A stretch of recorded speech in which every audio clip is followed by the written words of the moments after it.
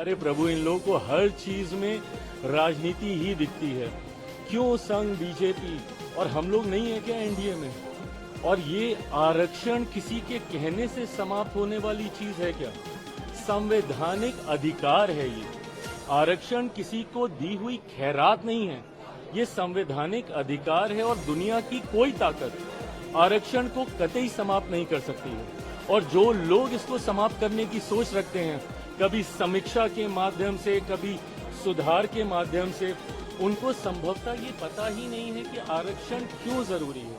आप जब schedule caste, schedule tribes की आप बात करते हैं, बहुत आसानी से कह देते हैं कि भाई इन लोग को क्यों आरक्षण के साथ जोड़ा जाए, बट आज भी ऐसी घटनाएं होती हैं।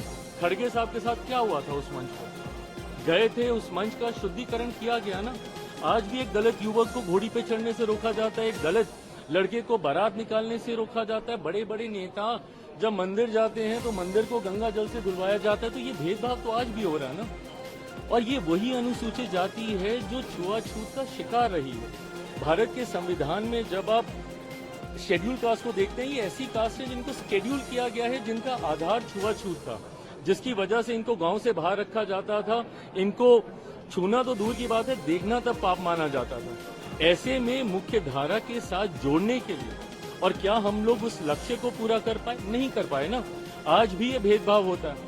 तभी जब मैं क्रीमी लेयर का भी मैं विरोध करता हूँ, मैं इसीलिए करता हूँ कि आज कम से कम हम लोग एकजुट हैं तो अपनी बात रख पा रहे हैं। बट जैसे ही इसमें सब क्लासिफिकेशन होने लग जाएगा, जैसे ही इसमें क्रीमी लेयर की बात हम लोग करने लग जाएंगे, तो ताकत हम लोग की घटने लग जाएगी। और जैसे ही ताकत घटेगी तो धीरे धीरे करके संभवतः ऐसी सोच वाले लोग जो आरक्षण को समाप्त करना चाहते हैं, उनको ज्यादा बल मिलेगा।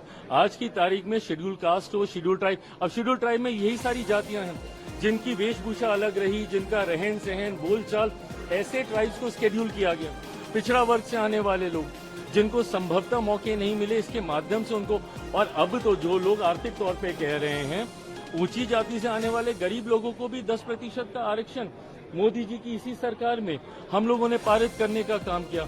तो जो लोग ये सोच रखते हैं कि आरक्षण पे चर्चा होनी चाहिए, सुधार होना चाहिए, समीक्षा होनी चाहिए, बाबा साहेब की सोच से बनी हुई ये व्यवस्था है और दुनिया की कोई ताकत इसको, और मैं जब तक हूं, मैं इतना तो मैं पूरे गारंटी के साथ कह सकता हूं कि जिस सरकार में चिराग पासवान है, रामविलास पासवान जी का बेटा हूं, कतई इस व्यवस्था को बिगड़ने नहीं दूंगा।